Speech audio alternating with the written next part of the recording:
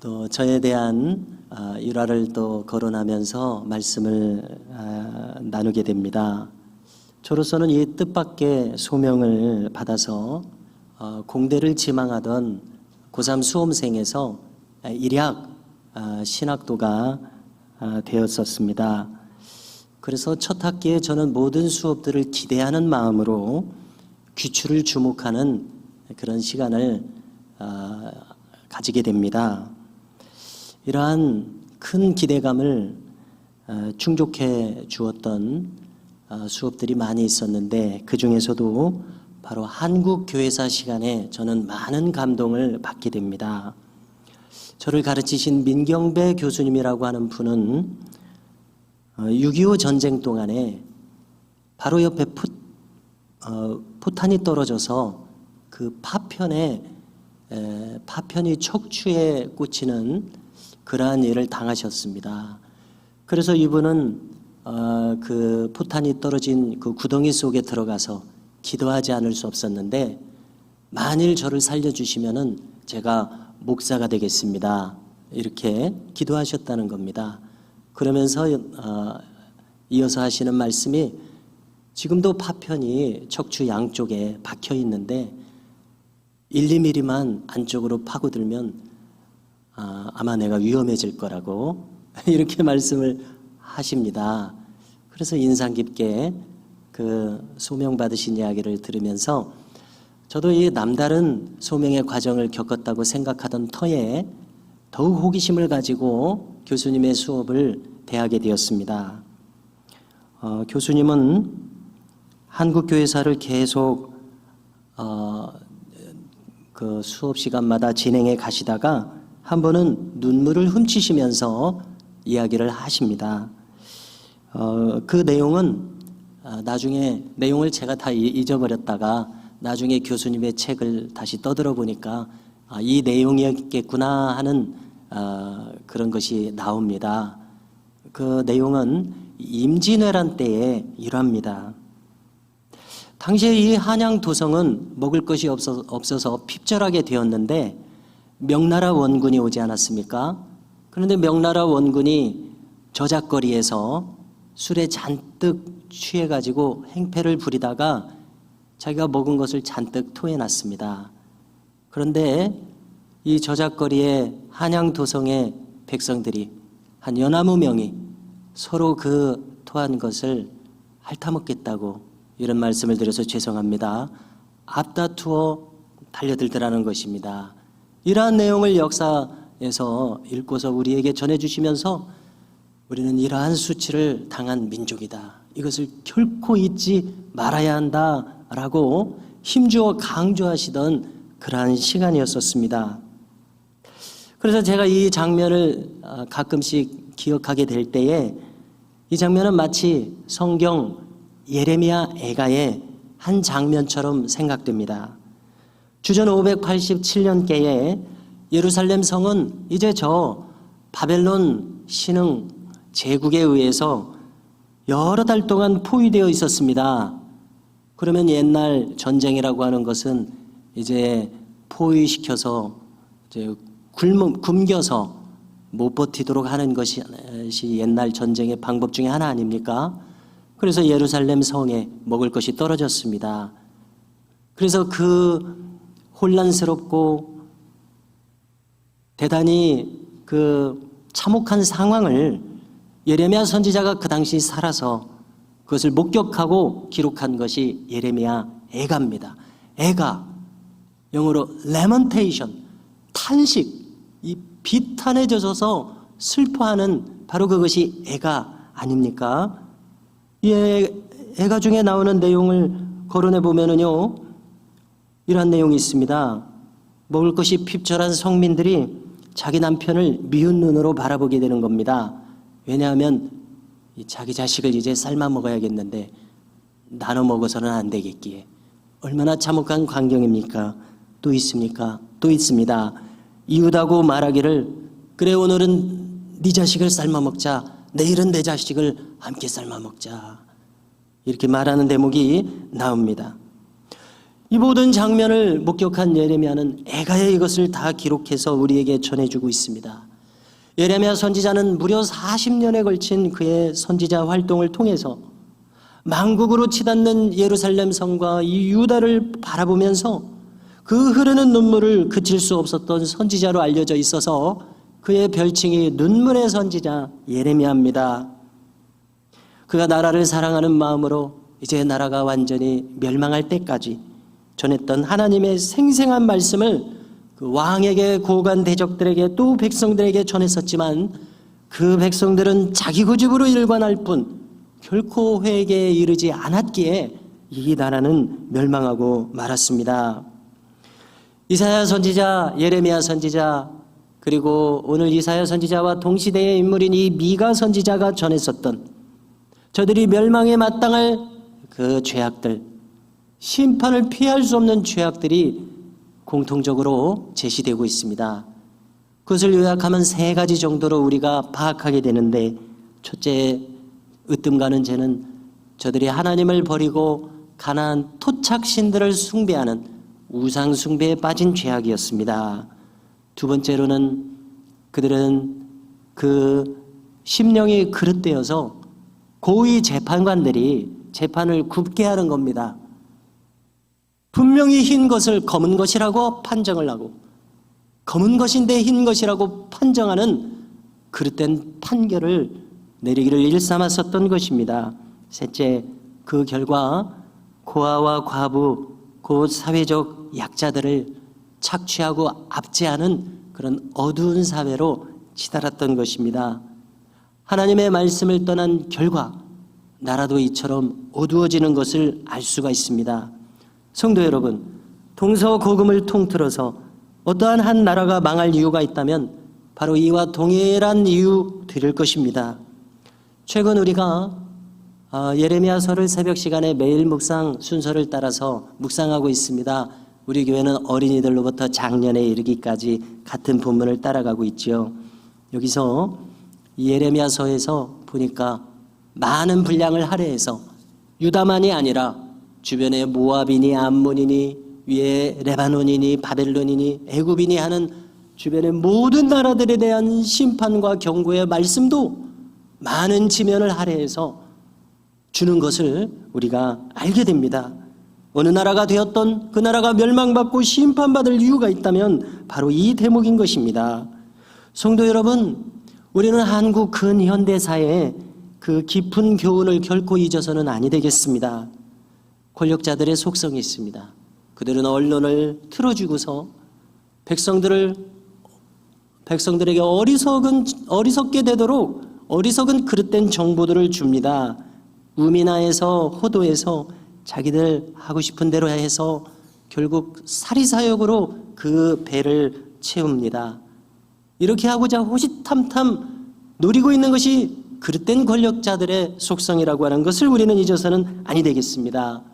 우리는 저 일제강점기 시작할 때 매족의 배신의 사건들이 있었습니다. 그것이 그저 지나간 사건의 한 역사의 페이지로서 박제되어 있다고 우리는 그렇게 멈춰 있다고 생각해서는 아니 되겠습니다. 오늘도 똑같은 일들이 어두운 곳에서 호시탐탐 그 기회를 노리고 있습니다. 부패한 사람들은 독버섯처럼 도사리고 있다가 언제라도 그 마술을 이 역사의 악순환을 반복하며 드러낼 채비가 되어 있는 사람들입니다. 우리는 신앙을 가지고 살아가고 있기에 왜 이러한 현상이 나타나는가 우리는 분별해보지 않을 수 없습니다. 이와 같이 결론을 내리게 됩니다. 즉 자기 중심성에 사로잡혀 있기에 그릇되게 행할 수밖에 없다. 바로 이와 같은 결론입니다. 그들은 타인을 위해서 사는 이 가치를 알지 못하는 사람들입니다. 더 나아가서 하나님께서 기뻐하시도록 사는 것이 무엇인지를 전혀 알지 못하는 사람들입니다. 이쪽 길로는 전혀 오지 않은 사람들이기에 자기를 위한 자기중심성의 길만을 평생 살았기에 더 그렇게 깊은 수렁으로 타락하는 그러한 부류의 사람들이 있습니다. 그들은 그저 자기를 위한 것이라면 무엇이든지 할 수 있는 사람들입니다. 우리는 민주주의 사회를 그나마 다행스럽게 살아가면서 이러한 부류의 인사들이 고위직에 그리고 더 높은 직위에 올라서 우리를 호도하고 우리에게 해를 끼치는 것을 감시할 수 있는 사회, 깨어서 막을 수 있는 사회로 나아가야 할 것이다. 늘 이렇게 생각하게 됩니다. 오늘 본문은 미가서의 말씀입니다. 주전 8세기의 선지자로 저 유명한 이사야 선지자와 같은 시대를 활동했던 선지자입니다. 한마디로 말해서 그의 경고의 말씀들은 유다 왕국의 왕들에게 고관들에게 백성들에게 하나님의 말씀을 따라 떠나서 사는 것을 경고했었습니다. 그들은 하나님의 말씀을 떠나 산 고로 미가 선지자가 보기에 이 사회가 너무나도 암담해져 갔습니다. 사회적 약자들, 즉 성경에서 늘 고아와 과부를 하고 일컫는 이 사회적 약자들을 억압했습니다. 함부로 대했습니다. 착취했습니다. 하나님의 공의와 공평, 정의가 무시되는 사회가 되고 말았습니다. 그리고 다시 거듭 말하게 되는 것은 이것이 그들이 심판받아 멸망당할 이유였던 것입니다. 약한 사람들에 대해서 어떠한 마음을 가지고 있느냐, 국가적으로 어떠한 정책을 펼치고 있느냐, 이러한 관점입니다. 그래서 오늘 말씀을 요약해보면 미가 선지자는 이스라엘의 산과들을 향하여 들으라고 합니다. 하나님의 말씀을 들으라 외치기를 8절 말씀을 다시 한번 들어보십시오. 사람아, 주께서 선한 것이 무엇임을 내게 보이셨나니 여호와께서 내게 구하시는 것은 오직 정의를 행하며 인자를 사랑하며 겸손하게 내 하나님과 함께 행하는 것이 아니냐라고 외치고 있습니다. 미가서의 또 짧지 않은 이 모든 부분들, 그리고 구약의 수많은 선지자들의 선포를 바로 이 미가서 6장 8절 이 요절 말씀 한 절로 요약할 수 있겠구나, 이리 생각됩니다. 여기서 세 가지를 거론하고 있습니다. 그렇지만 모두 하나의 맥락이라 이리 생각되고요. 첫째, 정의를 행하며, 하나님이 원하시는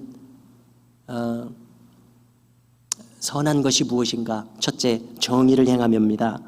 정의라는 말은 히브리어에서 우리가 자주 사실 언급하고 있습니다. 미시파트라는 말입니다. 이것은 하나님의 성품에서 온 것으로, 그의 공의롭고 의로우신 성품에서 온 것으로 공평과 정직, 정당한 것을 가리킵니다. 공평한 것을 가리킵니다. 영어로는 just라는 말로 번역할 수 있습니다. 하나님의 성품이고요. 두 번째, 인자를 사랑하며, 이 말은 번역한 말이라 좀 풀이가 필요합니다. 여기 인자라는 말은 예수님을 보고 인자, the son of man, 사람의 아들 인자, 왜냐하면 사람의 몸을 입으셨으니까요. 그렇게 해석이 되더라고요. 예수님을 가리켜서 인자라고 하니까 그 인자인가 이렇게 착각할 수 있습니다. 그러나 이 인자는 그 인자가 아니라 영어로 mercy, 자비로움을 가리킵니다. 히브리어로는 헤세드라는 말입니다. 헤세드라는 말은 사랑, 자비, 긍휼로 번역될 수 있는 말입니다. 아주 깊은 의미를 가진 말이어서 헬라어로는 아가페라는 말로 번역할 수 있는 그런 말입니다. 무조건적인 사랑. 무조건적인 사랑은 무엇을 포함하겠습니까? 아무리 잘못해도, 씻을 수 없는 죄를 지어도 하나님의 사랑은 그 너머에, 그 더 깊은 곳에서 그 부족하고 연약한 죄된 모습도 바라보시는 그러한 사랑 말입니다. 바로 인자를 사랑하며, 무슨 뜻입니까? 하나님의 마음과 같이 되어라는 겁니다. 하나님의 성품으로 이 사회에서 살아가라. 누구든지 그렇게 대하라. 이것이 하나님께서 뜻하시는 선한 모습이라는 것입니다. 세 번째, 겸손히 하나님과 행하라. 겸손이라는 말이 나왔습니다. 겸손이라고 하는 것은 한마디로 말해서 그리스도인의 대표적인 성품입니다. 그리스도인의 가장 밑바탕에 있는 마음이 바로 이 겸손이라고 늘 생각하게 됩니다. 성도 여러분, 신앙생활이 무엇이겠습니까? 우리가 성경을 따라서 신앙생활을 여러 가지로 표현할 수 있겠습니다마는 오늘 이 본문에 따르면은 신앙생활이라고 하는 것은 겸손한 것을 추구하는 것이라고 생각합니다. 우리가 겸손하지 못합니다. 내가 겸손하지 못하구나 늘 발견하게 됩니다. 그래서 그것을 깨닫고 겸손하고자 추구해 나가는 것, 오늘 말씀을 따르면 그것이 신앙생활인 것을 다시 한번 확인하고 깨닫게 됩니다. 겸손은 무엇입니까? 나를 내려놓는 것입니다. 겸손과 반대되는 개념은 무엇입니까? 자기만을 바라보는 자기중심성이라고 생각됩니다. 자기중심성과 정반대의 마음이 겸손입니다. 생각해 보십시오. 인간이 자기중심성을 버릴 수 있을까요? 버리지 못하기에 많은 사람들이 추락하고 타락하고 그 다음에 다른 사람을 이끌 수 없는 그러한 자리에 욕심하는 바로 그러한 모습은 바로 여기서 나오고 있습니다. 그렇다면 겸손은 무엇입니까? 자기를 비운 그 겸허한 마음에 하나님의 뜻과 말씀으로 채우는 것입니다. 그래서 그리스도의 성품을 닮아 사는 것이 곧 겸손한 신앙생활입니다. 에녹이 300년간 하나님과 동행했다고 하는데요, 오늘 여기서 겸손히 동행하라고 하는데 오늘 말씀을 보니까 에녹은 겸손히 하나님과 동행했겠구나 이리 생각됩니다. 그리고 이 세상에 더 이상 있지 않게 하셨습니다. 왜냐하면 제가 생각할 때 하나님과 그 마음이 같아졌기에 이제 데려가셨다 이리 생각됩니다. 겸손함, 하나님의 뜻을 받들어서 나의 뜻을 따라서가 아니라 하나님의 뜻을 따라서 사는 마음, 이것이 겸손한 마음이요 그 성도의 신앙생활이라 이리 생각합니다. 사람아, 주께서 선한 것이 무엇임을 내게 보이셨나니, 지금 네가 선지자는 참으로 하나님을 거슬러서 살아가고 있는 이 조국 유다를 향하여 아픈 마음으로 하나님의 말씀을 대언하고 선포하고 있었습니다. 참으로 미가서 전체를 요약하는 말씀이요 구약의 선지자들 전체를 요약하는 말씀이다 이리 생각됩니다. 우리가 이 교회 역사를 호기심을 가지고 살펴보게 되는데요, 참 많은 부분에서 하나님의 종들이 하나님의 뜻을 받들다 보니까 저 나는 새도 떨어뜨리는 권세를 가진 위정자들에게 직언을 했었던 사례가 많이도 발견됩니다. 그들에게 권력을 가진 사람들에 대한 두려움은 없었습니다. 왜냐하면 그들은 더 크신 분 하나님을 두려워했기에 그처럼 담대한 모습으로 언행을 행하였던 것을 읽게 됩니다. 자, 유명한 어거스틴에게도 스승이 있었습니다. 그는 밀란의 대주교인 암브로스라고 하는 인물입니다. 이 주교에 대한 일화인데요, 당시의 로마 황제는 테오도시우스 1세라는 인물이었습니다. 그런데 이 황제가 한 번은 이 민간인들을 크게 학살하는 일이 있게 됩니다. 데살로니가에 대해서 학살을 명령합니다. 왜냐하면 그곳의 관리가 폭도를 진압하다가 폭도들에게 오히려 살해된 일이 있었는데 그것에 대한 복수를 이와 같이 감행했었던 것입니다. 참으로 무자비한 일이었습니다. 수천 명의 주민들이 무고하게 죽게 되었습니다. 자, 그런데 놀랍게도 이 황제는 주전 313년에 콘스탄틴 황제가 기독교를 공인했습니다. 공인했다고 하는 것은 종교로 인정하지 않고 있었는데 이제 다른 어엿한 종교들처럼 기독교도 종교다, 마음대로 신앙하라, 이게 기독교 공인입니다. 그런데 70년쯤이 지나서 주후 380년 테오도시우스 황제는 드디어 70년 만에 기독교를 국교로 지정하게 됩니다. 로마의 종교는 기독교 하나뿐이다. 얼마나 놀라운 황제입니까? 얼마나 이 황제가 신앙이 깊어졌기에 이와 같이 행했었겠습니까? 그는 참 크리스찬 황제였었습니다. 그리고 암브로스 주교가 설교하는 밀란의 성당에 출석하고 있었습니다. 그런데 이 놀라운 사건을 듣고 암브로스 주교는 경악하지 않을 수 없었습니다. 그의 조처는 황제의 교회 출입을 금하는 것이었습니다.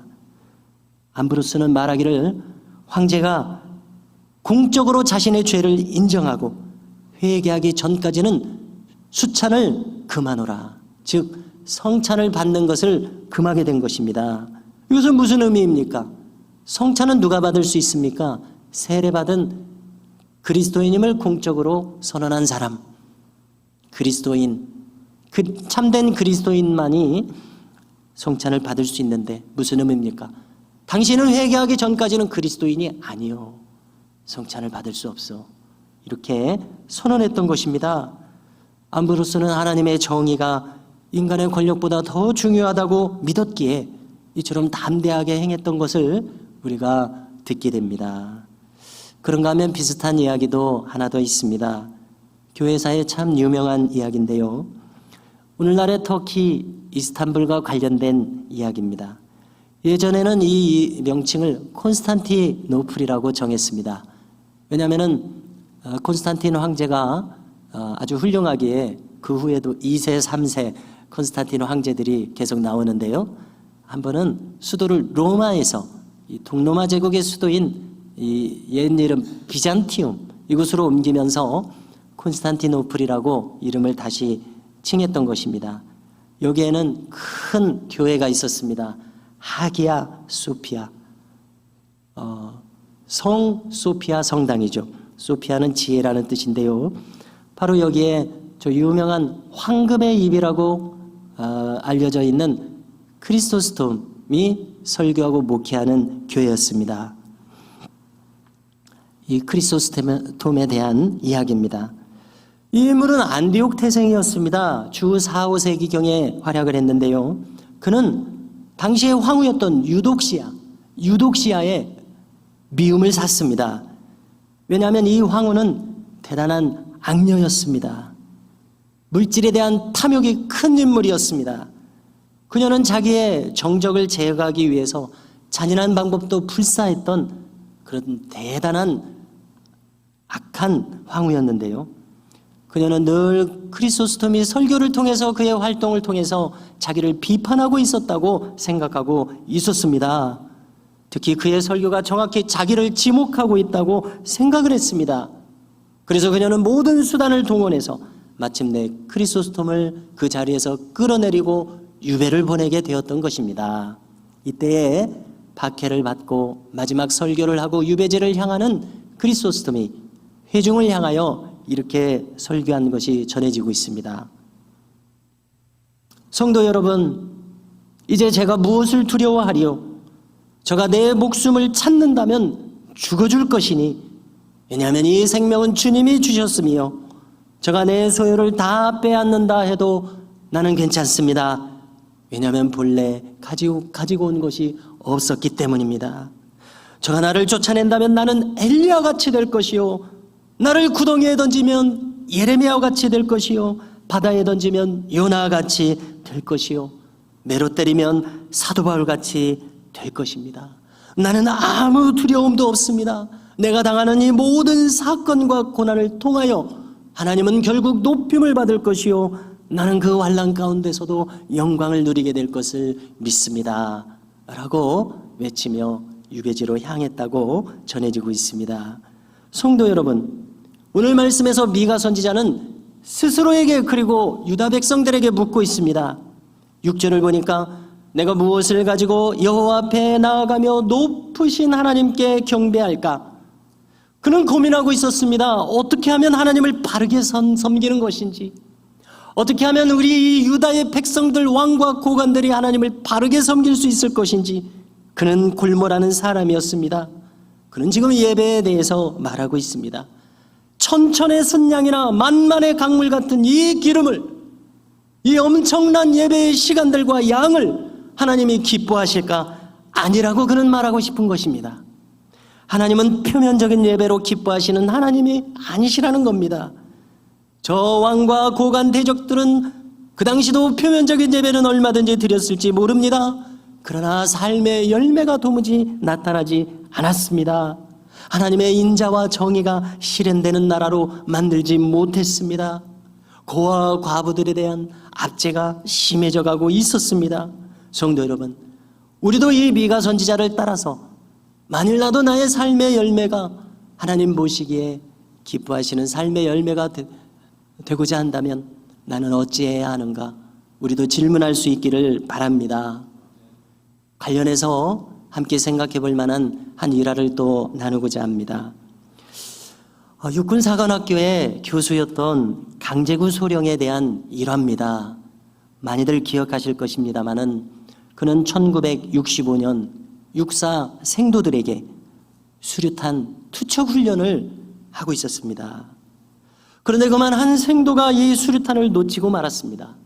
수류탄이 바닥에 떨어졌을 때에 강제구 소령은 주저하지 않고 자신의 몸을 그 수류탄 위에 던져서 수류탄을 감싸 안아서 생도들을 보호했습니다. 결국 수류탄은 터지고 강제구 소령은 순직하고 말았습니다. 참으로 놀라운 이야기입니다. 들을 때마다 어떻게 이렇게 살신성인할 수 있을까? 그 짧은 순간에 자신을 바치고자 생각할 수 있을까? 너무나도 놀라운 이야기입니다. 그런데 이 후일담을 보니까 참으로 신앙인으로서 우리가 놀랄만한 이야기가 전해집니다. 그는 평소에 일기를 쓰고 있었는데 그의 일기장에는 유독 성경 구절 중에 한 구절이 자주 기록되고 있더라는 것입니다. 그 성구는 요한복음 12장 24절이었습니다. 제가 읽어드리면 한 알의 밀알이 땅에 떨어져 죽지 않으면 한 알 그대로 있고 죽으면 많은 열매를 맺나니 바로 이 구절이었습니다. 그래서 우리는 짐작하게 됩니다. 이 강제구 소령 평소 자신의 마음을 성찰하면서 하루를 정리할 때에 나는 이와 같이 살아야 하리라 한 알의 밀알이 되고자, 즉 오늘 미가서의 말씀을 따르면 하나님의 공의와 하나님의 정의와 인자, 자비와 긍휼을 사랑하는 바로 이 사람, 이러한 사람으로 살리라, 하나님의 밀알로 살리라, 이것을 계속 되뇌었던 것을 우리가 엿볼 수가 있습니다. 성도 여러분, 바로 이것이라고 생각됩니다. 우리의 마음은 언제나 자기 중심성으로 회귀하기가 쉽습니다. 우리 스스로 경험할 때 나는 이처럼 약한 인간이구나, 이처럼 죄성으로 가득한 인간이구나 늘 느끼게 됩니다. 이러한 마음에 강제구 소령처럼 하나님의 말씀을 계속해서 먹이는 겁니다. 하나님의 뜻으로 계속 나를 채우는 것입니다. 흰 도화지 같았던 나의 이 마음에 어두움과 검은색으로 칠해지는 것이 아니라 하나님의 말씀으로 채색하는 이 일이 필요한 것을 깨닫게 됩니다.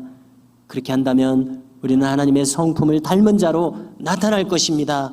그와 같은 열매도 있게 될 것이라고 믿습니다. 사람아, 주께서 선한 것이 무엇임을 내게 보이셨나니 여호와께서 내게 구하시는 것은 오직 정의를 행하며 인자를 사랑하며 겸손하게 내 하나님과 함께 행하는 것이 아니냐. 오늘은 나라를 위한 기도주일로 명명되고 있습니다. 예전에는 광복절 기념주일이라고 일컬어졌습니다. 멸망했던 우리나라를 다시 되찾게 해주신 하나님의 섭리가 있었던 그러한 놀라운 것을 감사하며 광복절로 기념하고, 또 우리는 신앙인으로서 광복절 기념주일, 나라를 위한 기도주일로 늘 이렇게 기억을 되새기고 있습니다. 출애굽했던 이스라엘 백성들처럼 말입니다. 나라를 위한 기도주일을 맞아 신앙인은 언제나 애국하는 사람으로 나타났었습니다. 우리는 오늘 나눈 이 말씀대로 살 때에 애국, 애족에 참으로 아름다운 하나님의 백성이자 이 나라의 백성으로 나타날 수 있으리라고 믿습니다.